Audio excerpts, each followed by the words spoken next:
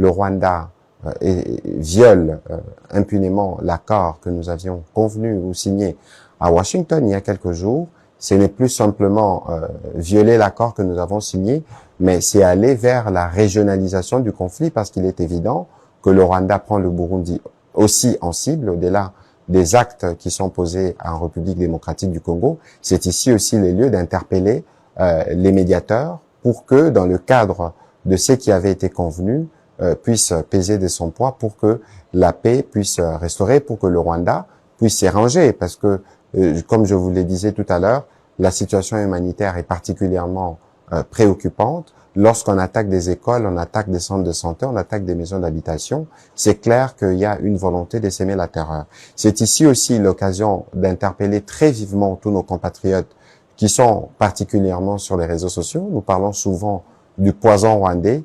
Il faut faire très très attention sur tout ce qui circule. L'accord n'est pas respecté justement parce que c'est de la responsabilité du président rwandais. Je viens de vous dire que le Rwanda veut régionaliser la guerre, parce que l'objectif, c'est plus seulement les territoires congolais, l'objectif, c'est clairement le Burundi. Et donc, il est évident qu'une telle posture contrarie totalement toutes les déclarations qui ont été faites devant l'émissaire américain il n'y a même pas encore une semaine. C'est pour ça que le médiateur est particulièrement interpellé pour voir dans quelle mesure on peut mettre fin à toutes ces attitudes inutilement belliqueuses du Rwanda.